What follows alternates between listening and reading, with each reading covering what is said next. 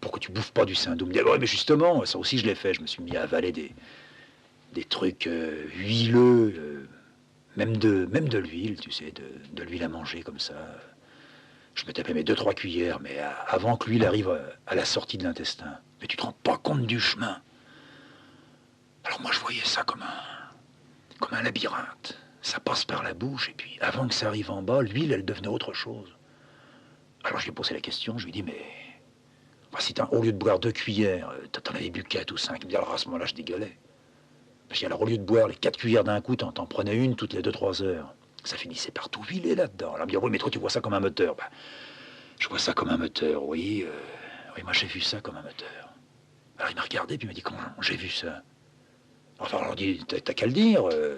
Toi aussi, t'as ce que j'ai, quoi. Il n'y a pas de raison de s'en cacher. Tiens, t'en bouge pas. Puis alors le marin, il regarde, il me dit, écoute, jette un coup d'œil dehors s'il n'y a personne. Moi, je vais baisser mon froc, je vais te montrer. Je dis, non, j'ai pas envie de voir ça. Il me dit, mais si, je vais te le montrer.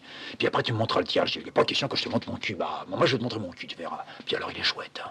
Alors le marin, il commence à se déculotter. Il avait des ficelles pour tenir son falzer. Et puis en dessous, un caleçon qui m'avait l'air dégueulasse. Puis en dessous le caleçon, encore un autre truc. Puis une ceinture de flanelle autour du bassin. Et puis après, il m'a dit, bon, c'est sûr, il n'y a personne. Alors j'ai pas envie de voir. Je dis, oui, il n'y a personne. Alors il se tourne, puis il commence à se baisser. Moi, je veux pas voir. Alors il se baisse, il me dit, tiens, regarde. Puis alors il tire sur ses fesses, c'était maigre. Il tire sur ses fesses, puis il me dit, regarde. Et je voulais voir sans voir. Puis alors là, il m'avait... C'était la première fois que le marin rentrait, pas seulement dans un détail, mais rentrait comme ça d'un seul coup, dans un bout de beefsteak, quoi. Alors moi, j'ai quand même regardé. Alors c'était pas beau du tout. Vraiment, son histoire de grappe, depuis qu'il avait commencé à la raconter, ça me trottait dans la tête, mais enfin, je voyais pas la grappe comme il le disait, quoi. Lentement, je m'étais dit, c'est pas possible, ça peut pas pendre comme une grappe de raisin, là, cette espèce de muscat rouge. Non, c'est pas vrai, quoi. Il a 2-3 boules, quoi, qui sortent. Mais c'était pas 2-3 boules qui sortaient. C'était une poche. Une poche qui pendait. Alors j'étais estomaqué. Puis lui, il restait là dans sa pose avec la tête en bas, puis entre les jambes, il me regardait, puis il commençait à ricaner. Ah, tu t'y attendais pas, hein? On dirait une blague à tabac. Je dis, tu parles d'une blague à tabac. Mais qu'est-ce que tu fous avec ça? Il me dit, attends, tu vas voir. Alors il se relève un peu, il me dit, il fait le paix. Il sort une petite boîte de sa poche, et ça, je l'avais déjà vu plusieurs fois, là, sortir sa petite boîte de sa poche. Puis j'avais l'impression qu'il se grattait les couilles. Puis il sort sa petite boîte. Puis au lieu de la cacher, comme il le faisait d'habitude, il la cache pas, il la laisse là. Puis alors, il rentre son doigt dedans. Puis je regarde sur le couvercle, et puis je vois marqué pommade. Rosa. Alors je dis, mais dis donc, ouais, tu te fous au cul. Parce que les mômes, quand j'étais gosse, en tout cas, les petites filles, elles s'en foutaient sur les lèvres parce que c'était GRC. Puis ma vieille aussi, elle se fout de la pommade rosa. Mais sur les lèvres, elle s'en fout pas sur le cul. Ah, il me dit, mon vieux, ça c'est ce que j'ai trouvé de mieux. Hein. Une boîte tous les 2-3 jours, c'est pas cher. Et puis, j'enduis bien ma blague à tabac, tu vois. Et puis maintenant, regarde s'il y a personne. Alors je dis, non, il y a personne. Il dit, bah tiens, tu vas voir. Alors il se penche en avant, et puis il refait monter lentement dans le trou de balle la blague à tabac. Et puis plus rien. Puis il me dit, tu vois, il n'y a plus rien. Je dis, bah oui, il n'y a plus rien. C'est rentré. Puis il me dit, tu vas voir, je vais la faire sortir. Puis il se met à pousser, puis plouf, il y a la blague à tabac qui ressort. Oh, je lui dis, non, dis donc. Mais on ne peut pas rester en vie avec un truc comme ça entre les jambes. Enfin, tu te rends pas compte que... Enfin, c'est du poison que tu traînes là. C'est du sang qui est dedans. Et puis fort de mon savoir, du moins de mon imagination, mais je savais que je ne la dépassais pas au-delà de la réalité. C'était sûr, c'était du sang qui tôt ou tard allait pourrir. On ne pouvait pas sécher ce sang là-dedans. Alors c'était plus ou moins bien irrigué, mais un jour, un matin, une nuit, ou n'importe quoi, ça allait pourrir, ou bien ça allait éclater, puis je lui dis, mais je crois que c'est l'hémorragie un jour, le vieux. Alors il me dit, mais oui, seulement moi l'hémorragie, j'en veux pas. Je dis, mais alors si t'en veux pas, il faut que tu fasses quelque chose. Il me dit, je veux rien faire, parce que je veux pas montrer ça. Parce que toi, tu sais pas. Alors j'ai regardé, j'ai dit, je sais pas quoi. Il m'a dit, toi, tu sais pas que pour toucher à cet endroit-là, Alors, je veux pas dire que c'est très douloureux, je vais pas... Tu sais, hein, quand on t'arrache une dent, quand on t'arrache un ongle, quand on te sort un morceau de tripe et tout ça, ça fait mal. Mais c'est pas le trou du cul. Tu peux pas savoir comme moi le marin. Depuis, tu vois, j'ai 57 ans. Ben, je crois que j'ai découvert mon trou du cul quand j'avais peut-être 1 an. J'ai commencé à sentir que j'avais mal là. Puis tu sais, les mômes, ça gueule quand ça sort. Hein. Et ben moi, quand je suis sorti, je suis sûr que j'ai gueulé, mais seulement parce que j'avais mal au cul. En tous les cas, si j'ai gueulé fort, c'est à cause de ça. Puis je me rappelle, enfin, je ne vais pas te raconter mon histoire, mais en étant môme, enfin, j'avais des emmerdements, là. Moi, je pouvais plus rien dire, je le regardais. C'était plus le marin que je voyais. C'était... C'était un petit peu de moi. Et alors, il a été gêné par... gêné, pas du tout de m'avoir montré son trou de balle, ni même comment la blague à tabac rentrait et sortait, mais... comment je le regardais. Alors, il s'est vite renculotté. Il a remis sa petite boîte. Puis il m'a dit, bah écoute, on commence dès maintenant, hein. Moi, je me fous là-dessous. Il est... Quelle heure tu as? 8h30, hein. Bon. Alors, disons que ce soir, tu vois, je suis fatigué, t'as vu, hein. C'est pas du bon humeur, hein. Alors ce soir, je vais me reposer tout de suite parce que je pourrais pas tenir debout. Alors on était bien d'accord, toi tu commencerais à te foutre là-dessous sur le coup de 8h, 8h, 8h30, et puis moi vers minuit ou 1h du matin, juste quand il donne le petit coup de sirène pour bouffer, bon, je te réveille, et puis ensuite c'est moi qui roupille. Et ben si t'es d'accord, ce soir, tu vois, je te le demanderai pas souvent. J'ai déjà eu la blague à Tabador, et puis je t'ai rien dit. Mais tu vois, ce soir, je voudrais pas roupiller, je pourrais pas roupiller. Mais je voudrais m'allonger. M'allonger, puis je mets un peu mes jambes en l'air, tu sais. Et puis je remets la chose dedans. Puis quand c'est dedans, ça me fait un peu moins mal. Ça tire pas. Puis t'as vu, j'ai plus de couilles. Hein. C'est comme si j'avais plus de couilles. On dirait que les couilles, elles sont venues là-dedans. Alors d'accord, mais tu fais pas le con, tu fais le paix. Hein. C'est pas la peine qu'on se fasse gauler. D'accord. D'accord, tu peux rentrer. J'étais très, très content que le marin soit rentré dans la planque. Car son histoire de trou de balle, j'en avais marre maintenant. J'en avais marre. Pas parce que ça me dégoûtait. Encore moins parce qu'il me l'avait montré puis qu'il m'avait fait sa petite démonstration d'acrobate, ça rentre, ça sort. Mais parce que sans trop le savoir, quoique je le soupçonne avoir dans mes yeux vu quelque chose, cru que j'avais moi aussi ce que j'appelais des boulettes alors. C'est-à-dire non pas la grappe, mais de temps en temps des petits ennuis de ce côté-là. Mais la trouille que je m'étais foutu dans le crâne des années auparavant. Et si j'additionnais le corps devant la glace, le corps que je n'avais pratiquement jamais pu regarder pendant des années, à un moment donné, je l'avais regardé. Et c'était une partie particulière du corps que je regardais. Et cette partie-là, c'était précisément le trou du cul. Et ce soir-là, pendant que le marin il était en dessous sans pouvoir roupiller, et ça je l'entendais parce qu'il geignait tout doucement, tout bas, très proprement. Je laissais remonter certaines choses. Alors la glace avec le corps dedans, je dépassais très rapidement la bicyclette avec moi, certainement très malingre encore à l'époque. Moi qui ne l'étais pas devenu bien plus gros depuis, mais je chevauchais par-dessus tout un tas de faits. C'était les engueulades avec le vieux, c'était les quelques grandes soulographies du père ne rentrant pas pendant plusieurs jours, les rechutes de la mère, les salades qu'on avait tous les ans, là où on habitait quand on n'était pas peuplé encore, dans la cave, enfin. Je passais par-dessus tout ça comme un type qui, avec une grande vue, pourrait balayer tout à coup, très peu de temps, toute sa vie. Un vieux bonhomme qui, en quelques minutes, y arriverait. Moi, j'y arrivais à ça. Mais il y avait un point que je n'avais pas éclairé en passant mon regard là-dessus.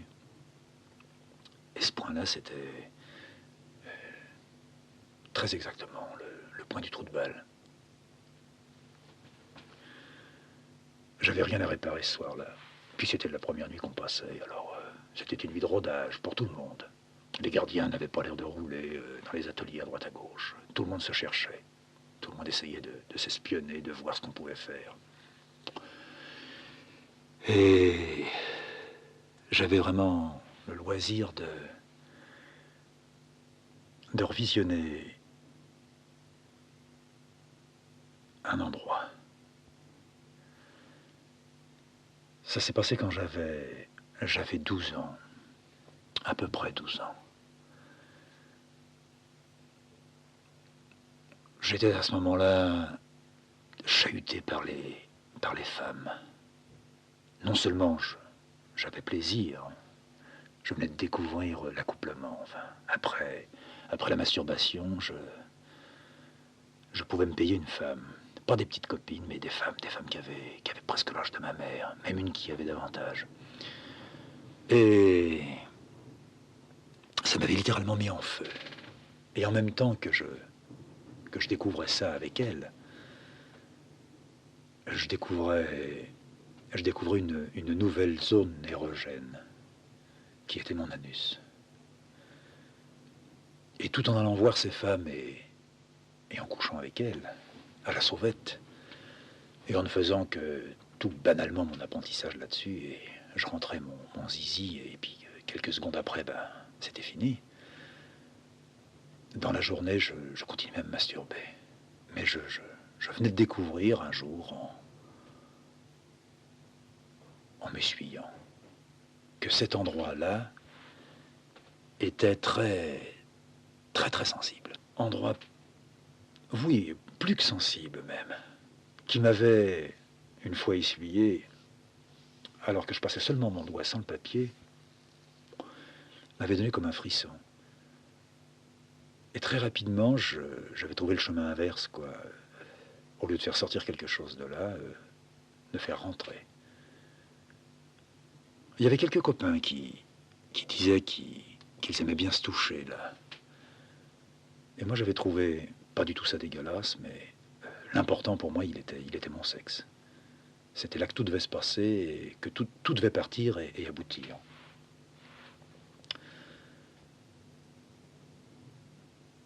Et après cette découverte du doigt qui passait sur l'anus, cette autre découverte du doigt qui rentrait dans l'anus tout doucement, et lentement mon sexe qui s'était mis à grandir, j'avais associé les deux choses. C'est-à-dire me masturber et en même temps me faire jouir par derrière.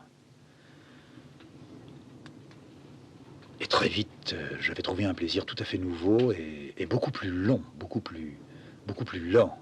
Je commandais par l'anus beaucoup plus que je ne commandais par le sexe. Et une fois terminé, je n'avais absolument aucun dégoût, même si sur mon doigt, je découvrais la trace de quelque chose de noir. Et les jours passaient, les semaines passaient, et de plus en plus, je me touchais là, je me masturbais l'anus.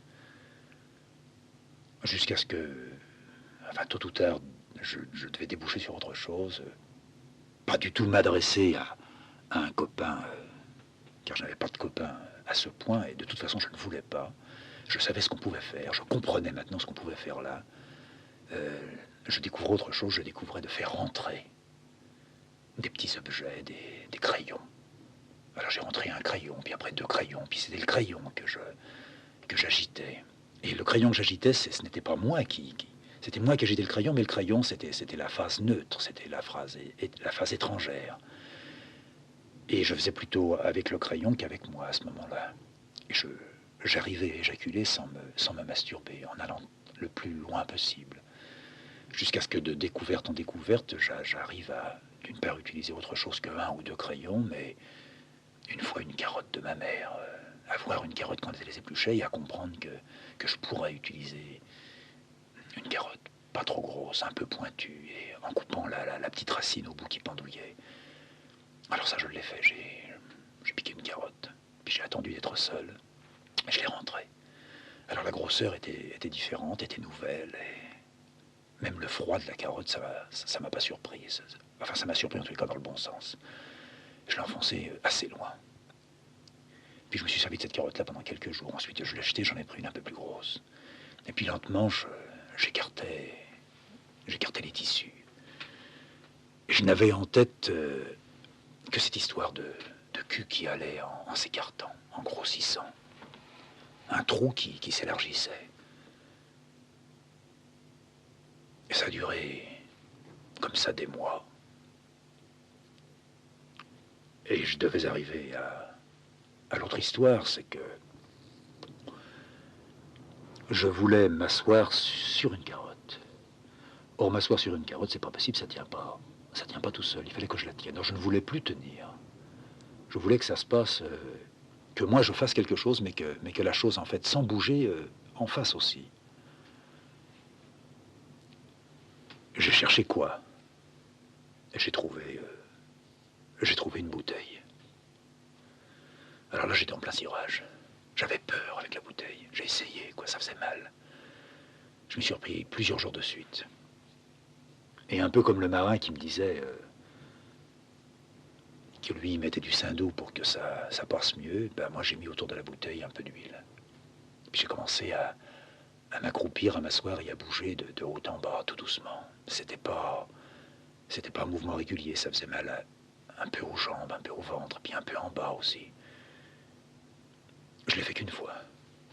Mais je me suis mis à m'agiter de plus en plus fort, en me laissant tomber aussi de plus en plus fort. Jusqu'à ce qu'à un moment, je me lève un peu trop haut et que je me laisse retomber, floc, d'un coup. La bouteille, elle a glissé entre mes miches, elle a ripé sur le sol, c'était des petits carreaux, quoi. Puis elle s'est cassée. Et elle s'est cassée sous les fesses, avec des morceaux de verre qui ont dû rentrer un peu dans le cul. Puis je me suis relevé, affolé. Qu'est-ce que j'ai fait? Alors là, immédiatement, j'ai essuyé par terre. Puis je sentais que ça me brûlait, ça me faisait mal derrière. Alors j'ai voulu prendre une serviette, et puis la serviette, je pouvais pas. Parce que ma mère, elle l'a trouvée.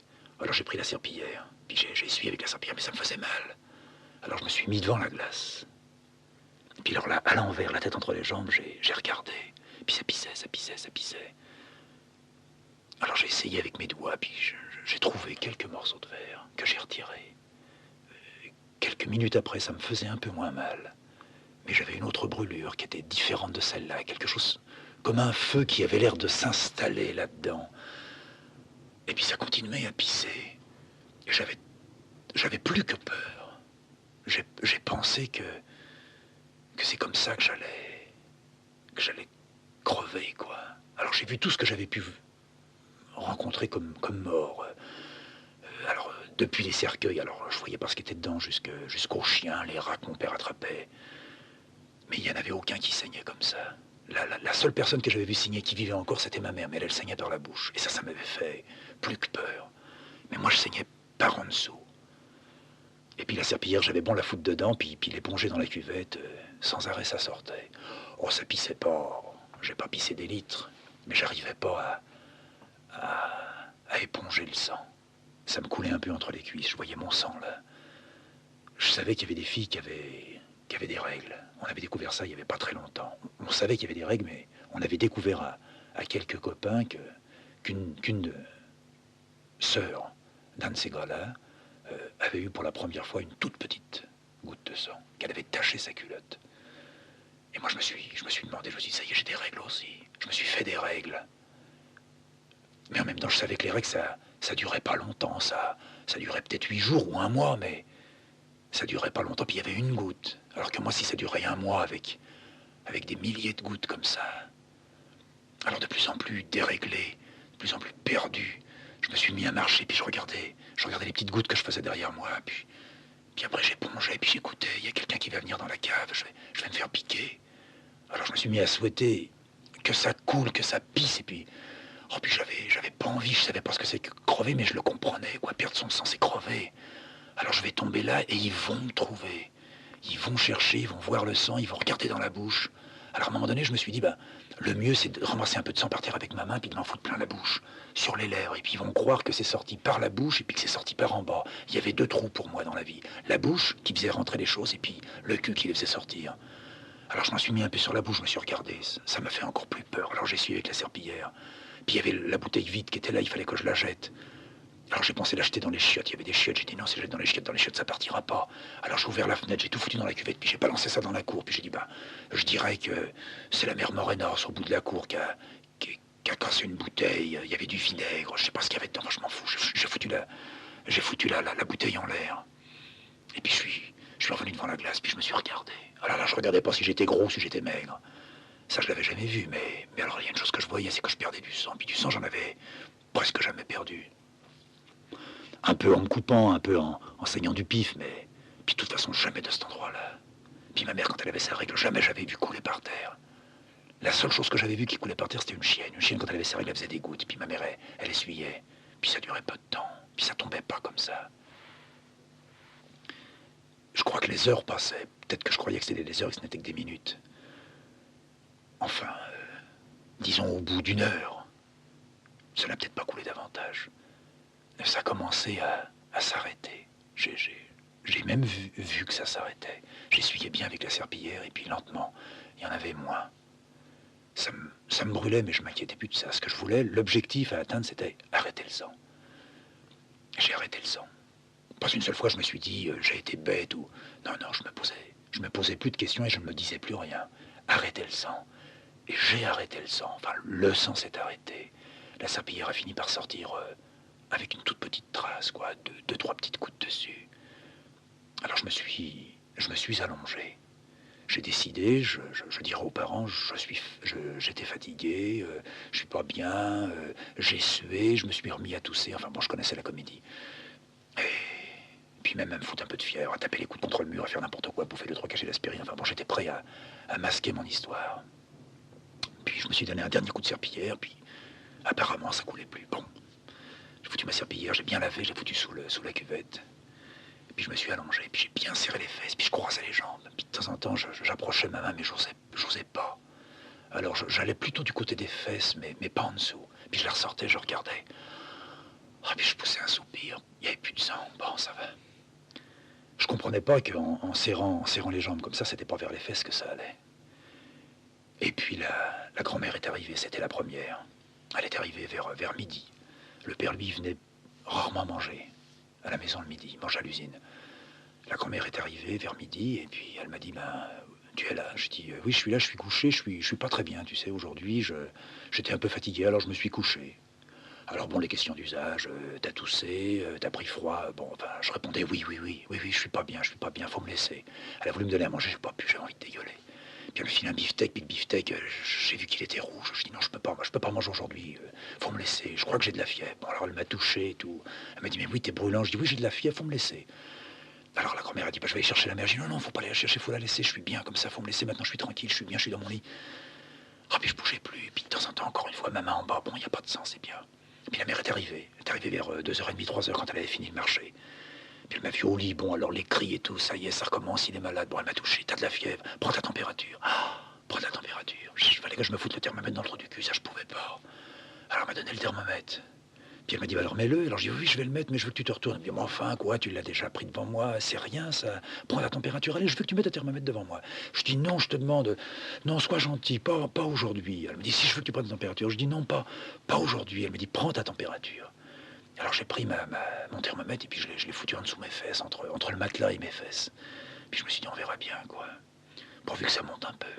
Puis après, elle m'a dit, bon, bah ça y est, maintenant tu peux. Alors j'ai sorti le thermomètre, j'ai regardé. Il n'y avait rien, quoi. C'était à 35. Alors j'ai dit, tiens. Elle m'a dit, mais tu ne l'as pas mis, ça n'a pas monté. Je dis, non, mais je t'assure, je l'ai mis. Mais tu ne l'as pas mis, moi je vais te le mettre. Puis alors elle lève les draps. Je dis, non, non, non, je veux pas, faut me laisser tranquille. Bon, je fais une telle histoire qu'elle dit, bah, qu'est-ce qu'il y a, qu'est-ce que t'as? Je dis, puis j'ai mal au ventre en même temps. Ah bon, bah alors je vais aller chercher le médecin. Alors je dis, non, pas le médecin, ça va se passer, j'ai envie de tousser. Enfin, alors après, je remontais vers la tête, j'ai la migraine. Enfin. Puis après, j'ai dit, j'ai mal aux pieds, puis j'ai mal partout. Et elle m'a dit, je vais chercher le médecin. Puis elle s'est borrée. Puis elle est allée chercher le médecin. Puis j'avais l'impression que je tombais dans les pommes sans arrêt. Je pourrais pas, puis le médecin, je le connaissais. Alors lui, il allait découvrir, ça allait vite. Et ça n'a pas manqué. Elle est allée chercher le médecin et elle l'avait sorti de son cabinet. Et le gars, il était venu. C'était un vieux bonhomme avec une grande barbe. Puis alors, comme ça, très gentil comme il était, il se grattait la barbe, il aimait bien sortir ce qu'il avait dans la barbe, puis le regarder, puis le faire claquer entre ses ongles, là. Comme ça. Alors il a commencé, alors mon petit, alors on est encore un peu fatigué, on s'est mis tout seul au lit, hein, bah, c'est que t'es fatigué, hein, pour te mettre tout seul au lit, hein, qu'est-ce que vous pensez, ma petite dame? Alors ma mère disait, oui, oui, mais regardez, il est brûlant, il a voulu prendre sa fièvre, et puis après, il a pas osé, il me dit qu'il a mal au ventre, il me dit qu'il a mal à la tête, il dit aussi qu'il a toussé. Alors lui, il dit, mais tu tousses, bon, puis alors il me prend le pouls. Puis il dit, oui, oui, il y a quelque chose, mais écoute, bon, tu veux pas prendre ta température, c'est rien, fais voir. Puis alors il prend la température. Puis il hoche la tête, puis il dit à ma mère, il dit, bon, ben écoutez, donnez-moi une serviette, et puis je vais voir. Alors elle me dit, tu vas t'asseoir. Je dis, non, je veux pas m'asseoir. Il me dit, mais si, mais tu vas t'asseoir, il faut que j'écoute dans ton dos. Je dis, non, je veux pas m'asseoir. Ah, il dit, bon, ben alors écarte tes bras, et puis alors il rabat le drap tout doucement. Alors je dis, non, faut pas le rabattre très bas. Hein. Il me dit, mais qu'est-ce que tu as en bas? Je dis, parce que j'ai un petit peu mal au ventre. Il me dit, ben alors on verra le ventre après. Alors attends, on va mettre le drap jusqu'au ventre. Alors il met le drap à la hauteur du ventre. Puis il me touche un peu, il me chatouille un petit peu le ventre. Il me dit, alors c'est là que t'as mal. Je dis, non, faut pas me toucher. Alors, il met la serviette sur la poitrine, et puis alors on respire. Bon, je respire. Alors il me dit, non, non, ça a l'air bien, quoi. C'est pas, non, il a pas de bronchite, il a rien. D'abord, ça se voit bien, il est pas rouge, il est plutôt un peu palichon. Alors, on va voir ce ventre maintenant. Alors, il baisse un peu le drap, puis il touche vers le ventre. Puis il me dit, mais décroise tes jambes, là, t'es pas bien comme ça. Détends le ventre. Alors, je dis, non, je veux pas. Il me dit, mais détends ton ventre, qu'est-ce que tu as à cacher? Et alors, ma mère a été prise de panique, quoi. Elle a dit au docteur, ah non, je veux pas le voir. Je vais attendre dehors, vous me direz après. Et puis, elle s'est borrée. Et elle a entraîné sa mère avec. Je suis resté seul avec le médecin. Il m'a dit, maintenant tu vas détendre tes jambes, il faut pas faire peur à ta mère. Faut pas faire peur à ta mère, t'as rien, qu'est-ce que t'as la colique? Bon, mais ça arrive. T'as été au cabinet? T'as été au cabinet, c'est ça? Oui, monsieur. Alors t'as été au cabinet, puis alors? T'y as été plusieurs fois? Oui. Et puis ça s'arrête pas? Non. Mais qu'est-ce qui s'arrête pas? Eh ben je lui dis, ça quoi. Mais il me dit, alors il faut que je regarde, qu'est-ce que tu as? Décroise tes jambes, allez, décroise tes jambes. Et puis il m'a fait décroiser les jambes. Et il a regardé. Mais il n'a pas regardé les jambes. Quand ça a été décroisé, il a vu le drap. Puis il y avait du sang sur le drap. Et alors il m'a dit, mais tu saignes. Mais tu t'es mis à saigner? C'est parce que tu as été au cabinet que tu saignes comme ça? Mais il faut me montrer. T'as des ennuis de ce côté-là? Tu l'as jamais dit à ta mère? Je lui dis, oui, des fois j'ai mal, là. Mais il fallait le dire, mais c'est rien, ça, mon petit bonhomme. Allez, fais-moi voir. Je vais te dire comment tu dois te mettre. Tu vas te mettre à quatre pattes, comme si tu jouais à saute-mouton. Puis tu vas, tout en étant à quatre pattes, t'asseoir un petit peu sur ton petit derrière. Puis moi, je vais regarder, je vais pas regarder longtemps, une seconde, toc, allez, hop, c'est fini. Je vais même pas te toucher, je vais pas te mettre même pas de l'alcool, rien, je vais seulement regarder. Il faut que je regarde, tu vois, c'est comme quand t'as mal à la gorge, c'est pareil. Il faut regarder. Je lui dis, non, ça, il faut pas, monsieur. Mais il m'a dit, il faut regarder. Je lui dis, mais qu'est-ce que vous allez me faire? Ben, il me dit, ben, je vais rien te faire, je vais regarder ce que tu as. Mais t'as peur, là, tu trembles. Qu'est-ce qui t'arrive? Alors là, je me suis mis à trembler comme une feuille. Comme une feuille. Et j'ai eu peur, et j'ai pleuré. Mais il m'a dit, mais arrête de pleurer, mais qu'est-ce qui t'est arrivé? On t'a battu? Puis tout à coup, il m'a dit, non. On t'a fait quelque chose, hein? On t'a fait quelque chose, t'as fait quelque chose. Voilà, c'est ça que t'as fait. Allez, ben, tu dois me le dire. Moi, je le dirai pas à ta mère. T'as fait quelque chose avec un petit copain, quoi. Ah, ben ça, il faut pas le faire. Crois-moi, il faut pas faire ça. On doit pas. Tu vois ce qui est arrivé? Bon, bah c'est rien, t'as un petit peu de sang, mais faut pas le faire. D'abord, ça t'a pas fait plaisir. T'as mal. Puis tu vois, faut plus jamais recommencer, tu vois, mon petit gars. Alors moi, je le regardais, je comprenais bien ce qu'il disait. Hein.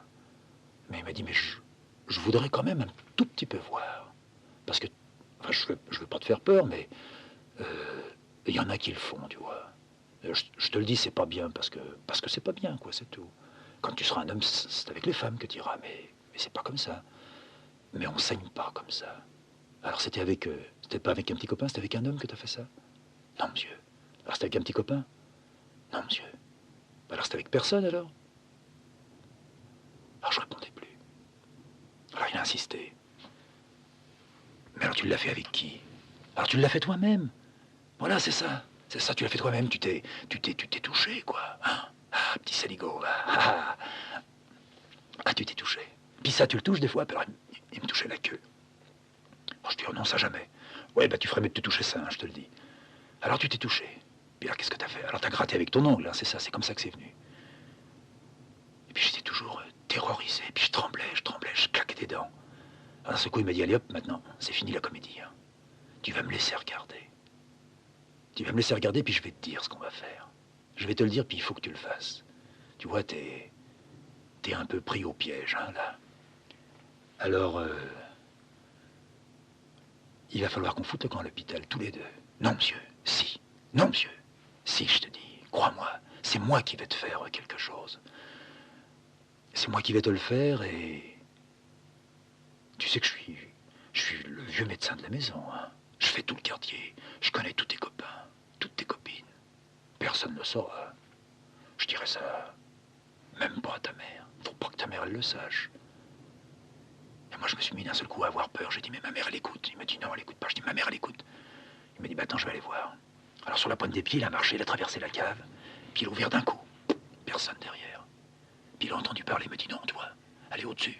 Laisse-la. Il est revenu vers moi, il m'a dit, allez maintenant, montre-moi. De toute manière, si tu ne me montres pas maintenant, tu me montreras dans une demi-heure. Hein, je te préviens, je te mets dans une voiture, on fout dans le camp dans un taxi, puis on va en Brosparé. Hein. Mais c'est moi qui te le fais. Personne ne te touchera. Tu verras. Je te donne ma parole. Tu vois, tu dois me croire. Je vais te dire, on ne doit pas. Un médecin comme moi, tu sais ce que c'est, tu comprends ce que c'est qu'un médecin. Bon, ben un médecin comme moi, quand ta mère était malade, je l'ai envoyé à l'hôpital, je ne l'ai pas soigné à l'hôpital. Moi, là, je vais te soigner à l'hôpital. C'est pas un autre médecin, puis tu vas pas rester. Je vais seulement regarder. Il va falloir que je rentre quelque chose, tu vois, puis que je regarde, puis que je vois ce qu'il y a. Mais il n'y a pas grand-chose. Seulement, il faut que tu me dises comment ça s'est fait. Hein. Alors, je restais muet devant lui. Il m'a dit, alors maintenant, allez, vas-y. On arrête, parce que sinon ta mère va descendre. Ça commence à être un peu trop long, ça. Allez, tourne-toi. J'ai cédé, je me suis retourné, il a écarté les jambes, puis il m'a dit, bah, dis donc, mon coco, comment tu as fait ça? C'est pas avec des ongles, hein? Alors j'ai dit non. Mais comment tu as fait ça? Je lui ai dit, j'essayais de me gratter, puis je me touchais un petit peu là, quoi. Mais je me touchais pas, je le faisais pas exprès, je me grattais, quoi. Puis ça m'a, je sais pas, j'ai glissé, puis je suis tombé sur... Oui, c'est ça, monsieur, je suis tombé sur la bouteille. Ah oui. Ah, il arrêtait plus de dire... ah oui. Ah oui, oui, oui, oui, oui, oui, bien sûr. Bien sûr. Il était tombé sur la bouteille, oui. Alors il avait recommencé à se gratter, puis à regarder entre ses ongles. Ouais, ouais, ouais, ouais. Ouais, puis t'étais à poil alors, hein, petit haut. Tu venais de faire ta toilette, quoi. Tu venais de faire ta toilette, t'as glissé, puis t'as cassé la bouteille, puis la bouteille elle est où? Je dis, j'ai foutu dans la cour. Eh ben, t'as très bien fait. T'as très bien fait, petit. Non, non, mais c'est rien du tout. C'est rien. Je vais arranger ça. On n'en parlera à personne. Puis, tu vois, moi, je suis un médecin, tu vois. Un médecin, ça a un avantage. Ça soigne quelqu'un, puis après, ça oublie complètement. Alors, tu vois, on va aller à l'hôpital, tous les deux. Allez, hop, je vais t'habiller. Tu vas dire à ta mère, oui, je veux aller avec le médecin à l'hôpital. Et puis, elle dira rien, elle ne nous suivra pas. Puis demain, tu reviendras dans ton lit, et je crois que t'as pas grand-chose. T'as pas grand-chose là où tu crois avoir quelque chose. Non, c'est rien. Tu t'es un peu coupé les fesses, quoi. Ton petit trou du cul, il restera bien propre, tu verras. Ah, sacré petit con.